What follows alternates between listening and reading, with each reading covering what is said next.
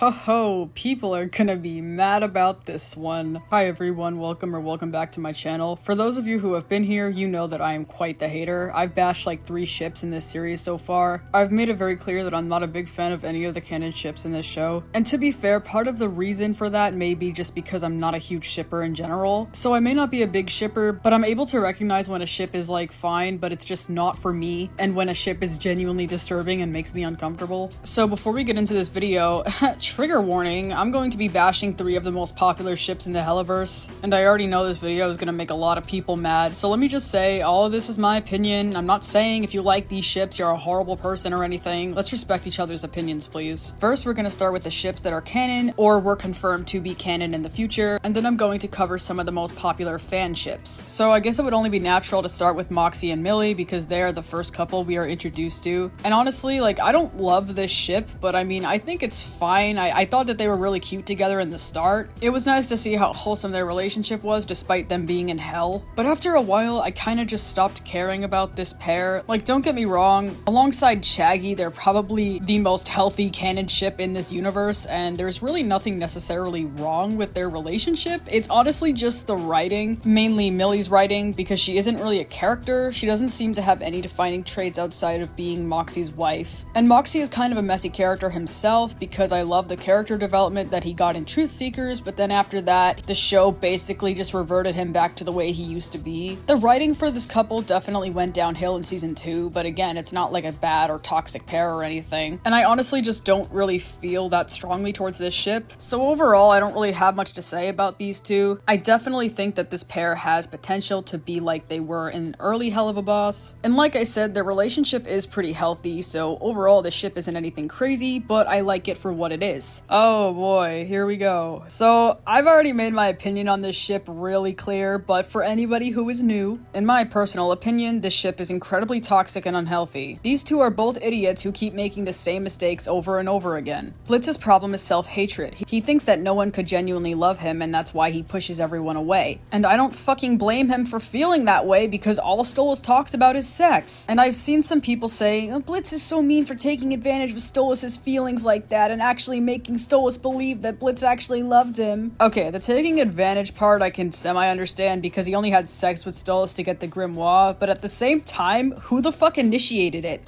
You were here to ravish me, weren't you? You?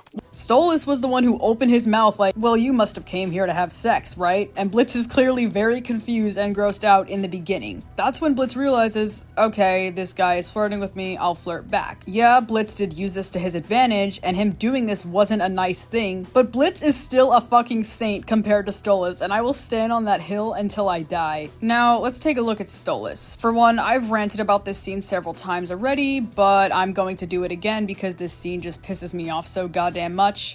I was thinking, what if we worked out some kind of exchange? Favors for favors. Doesn't that sound enticing? You gotta stop using your fancy-ass rich people talk, okay? I'm trying to concentrate on not getting fucked in my A! Then let me keep it simple. Once a month, on the full moon, you return the book to me, followed by a night of passionate fornication. And you get to keep it all the rest of the time, Sound fair, my little imp? This is literally coercion. You are manipulating someone into fucking you if they want to keep their business running. Favors for favors, my ass. That is not how a relationship works. That's not even how a friendship works. It's not, well, I'll only do this for you if you do this for me. The whole point of a fucking favor is to do something nice for someone without expecting something in return and without having any ulterior motives. And yeah, Split stole the book in the first place, which was shitty, but Stolas doing this doesn't make him any fucking better. This is disgusting and shallow. And there are tons of moments throughout this series of Stolas basically fetishizing Blitz, treating him like he's nothing more than a little sex toy and embarrassing him in public, and it's gross. Why, hello, my big dick Blitzy. To itty-bitty ints like yourself. Especially that sexy little one there. Yeah, because this is how I treat the people that I apparently love so much. Everyone always talks about how Blitz was playing with Stolas' feelings, but Stolas literally did the same exact fucking thing. Also, this is probably gonna be controversial, but fuck it, I'm gonna say it anyway. I always find it like really funny when people always say, Blitz loves Stolas so much, he just doesn't know how to show it. Look, I'm sorry, I'm not trying to be a party pooper or crush your little fantasies, but like, hear me out for a second. If Blitz loved Stolas so much, then why did he have a very obvious crush on Stryker and a very heavily implied crush on Fizz? That's pretty impressive, sir. Oh, yeah, it is, I guess. I guess it is, isn't it? So you even conned that ditzy blue blood into getting you to the...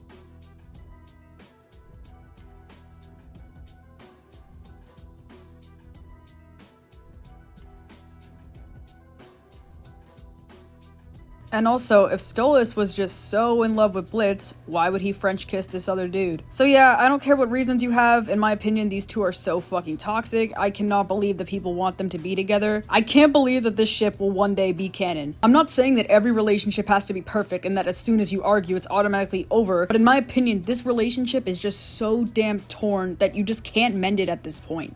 Oh wow, another controversial one. So I've already made a video about this one and I hate repeating myself, but I suppose it's necessary. I don't like this ship. I don't think it's as bad as Stolitz, but I still don't like it at all. I think the most frustrating thing about this ship is the double standard. If Husk was a woman and Angel was a straight man, so many people would be saying that Angel is a pervert and a bad person who only cares about women's bodies, but because Angel and Husk are both men, apparently this behavior is fine. The sexual harassment Angel does to Husk isn't cute, and the fact that Angel is somebody who has been through sexual trauma yet he violates the boundaries of others is aggravating as hell. Treat others the way you want to be treated. And the only reason that Angel even changed was because Husk called him out. If Husk never called him out, Angel would still be sexually harassing him. And again, I'm not saying that a relationship or a friendship or whatever connection between two people has to be absolutely perfect and no issues, and the second something goes wrong, that relationship is automatically ruined. But in my opinion, it depends on the situation. Like, for example, in my opinion, sexual harassment is definitely enough to tear a relationship apart. And it should, because sexual harassment is fucking disgusting. Be mad at me for saying this all you want, but I'm sorry. Does Angel even really deserve Husk at this point? I see these two way more of an older mentor guiding the younger generation type of thing. I think that after everything that's happened between Angel and Husk, I'm sorry, but like, why the hell would you want to date somebody who sexually harassed you and then also insulted you when you actually tried to help them? Look, I get it, the whole not wanting to be vulnerable in front of other people, but the least you could fucking do is say thank you. Even if you're gonna push people away, you don't need to insult them in the process. I swear to God, this ship just pisses me off so much, but yeah, so I don't like this ship. I appreciate the fact that Husk was actually able to help Angel. That's why I don't see them being romantic. I see it more as a mentor type of friendship. Another thing, Husk died in his 70s and Angel died in his 30s. Look, say whatever you want about it's hell, you don't age in hell, or they're dead so it doesn't matter, but that age gap is fucking crazy. That is a 40 fucking year age gap. In my opinion, dating someone who's old enough to be your goddamn parent is disgusting. Personally, I think anything after like a 20-year age gap is really pushing it. I don't care if it's different in hell years or whatever, I don't like it. So yeah, like I said, this ship isn't like Stolitz bad, and I really wanted to like this ship, alright? I tried because it was so popular, but I just can't. I have no damn idea why it's so popular. I really don't get it. Someone needs to explain to me why people thirst over this ship, because we all know if Husk was a woman and Angel was a straight man, people would definitely view this relationship differently. However, as I said before, I find the idea of a mentor relationship to be quite wholesome and actually would make more sense. I'm personally a huge fan of this dynamic, and I think that there's a lot of potential with it. And before I move on, let me just say I don't hate Angel at all. I don't even hate this ship. I just don't really like either of them. I go into more depth on Angel's character and the ship Husker Dust in this video, so if you want to hear more, please check out that video instead. Wow, we're just getting more and more controversial the further we go into this video. So this is a ship I also made a video about, and someone posted it on Twitter and started making up assumptions without even watching the video, and it was really funny. This video also made me a lot of fat cash, so thanks to everybody who watched it. So this is another ship that I obviously do not like. A lot of people think this relationship is cute, and okay, fine. I mean, I'm not telling you you can't find it cute, but personally I just find it incredibly weird. These two talk to each other like middle schoolers. Oh, you know what I'm craving? Burgers! No, it's too early for burgers, you maniac. Burger time, burger time, burger time! Come on, Big Daddy, please!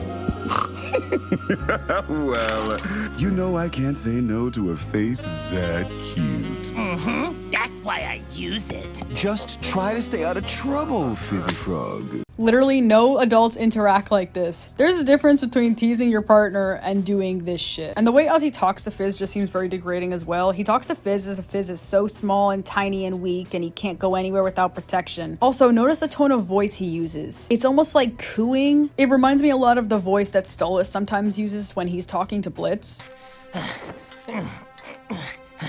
Fizzy! Get fucked, little one.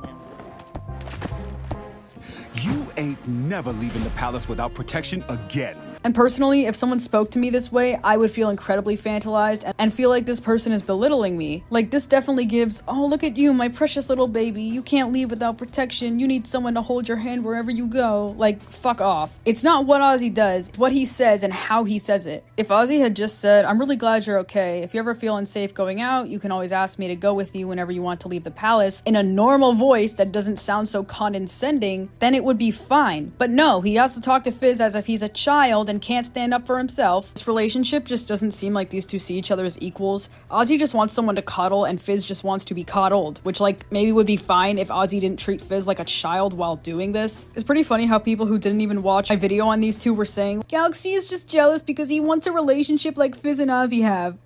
Bold fucking assumption, because if somebody coddled me like this and spoke to me in this tone, I'm fucking leaving. Hell, I've been through it before, and I left. No, I don't want to be treated like this. I'm not jealous of what these two have. If anyone treated me like this, I would get far away from them. There's a difference between taking care of your partner and straight up infantilizing them. So if you want to be treated like this in a relationship, good for you, but it's not for me. And I also find it kind of ironic how people always bring up the class difference between Stolas and Blitz, but no one ever seems to talk about the class difference between Ozzy and Fizz. And look, I'm not like trying to make any accusations. I don't want to accuse people of things that they haven't done, but at least in my opinion, this relationship like gives me very much like DDLB. And in my opinion, that's fucking weird, man. Like, you're grown adults and one of you acts like the caretaker and provider and treats you like you can't do anything or go anywhere by yourself without being supervised, and the other acts incredibly childish and also calls their partner daddy. It's just a bit questionable. I usually don't mind kinks and shit like this because, like, even though I may find it weird, what people do in their own house is none of my business. And you know, they're two consenting adults and everyone's safe and happy and whatever, but I don't care. Fuck that. If I don't like it, I'm still gonna say something. Just because the ship isn't inherently problematic, that doesn't mean I'm not allowed to dislike it. And like, I don't know if this is considered kink shaming. Like, I think that the shit that these two do is weird. So like, if that's kink shaming, then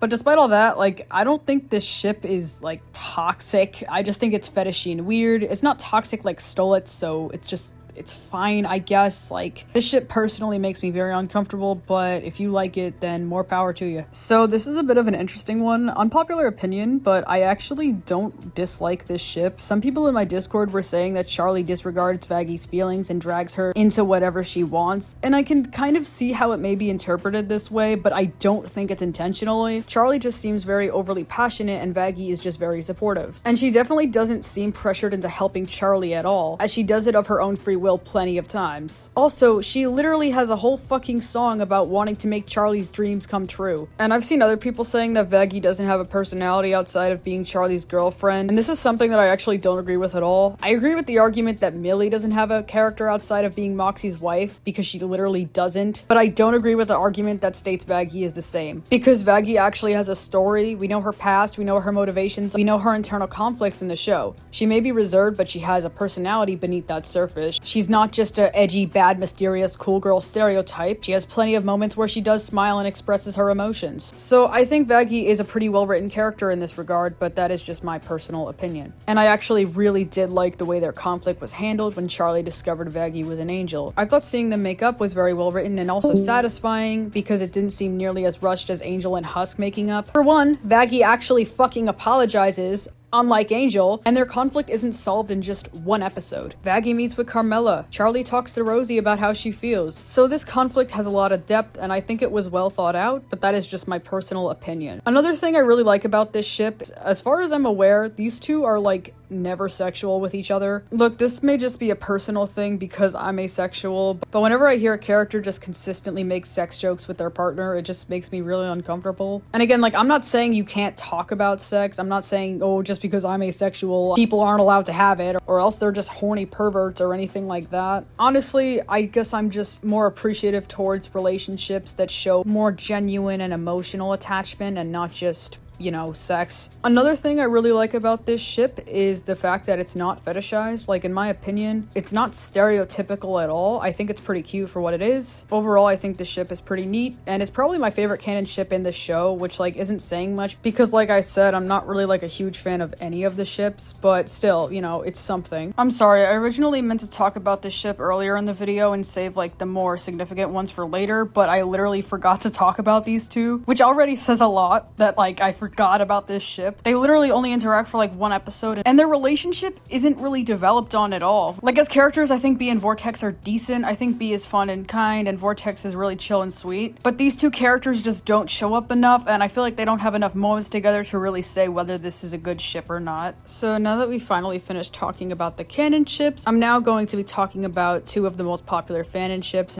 So, sorry to disappoint, I'm not really a big fan of this ship either. It has nothing to do with the fact that Alistair is asexual, by the way. I already made a whole video explaining why I don't think people shipping Alistair with other characters is bad, because he's not confirmed to be aromantic, he's only confirmed to be asexual. But whatever, anyway, I'm not particularly against enemies to lovers. I just feel like sometimes it doesn't work. And I don't know, it just seems kind of weird for like these two to suddenly fall in love when, one, Lucifer has a wife, and two, Lucifer hates Alistair so much that he was literally pissed off to see that Alistair was alive. So like, honestly, I just don't really see the appeal with this ship. I don't get why it's so popular and why people love it so much, because these two have like no chemistry. But that is just my personal opinion. So next up is Vox and Val. Honestly, I don't know how to feel about it. I think they have like some funny dialogue moments here and there, but overall, I don't know. I guess it's just because like they're both such shitty people, especially Val. But I know that this is a loved one. I know that it's very popular. So if people ship it, you know, more power to them. I mean, like, I don't know. I just don't feel comfortable shipping with someone. That is just a personal thing though. So yeah, that's it for today. Thank you so much for watching. Again, I am very sorry that this video took so long to get out, but New York Comic Con is finally over, unfortunately. So I'm going to try to dedicate my time to work on videos as much as I can now. Thank you so much for watching, and I hope you enjoy the rest of your day.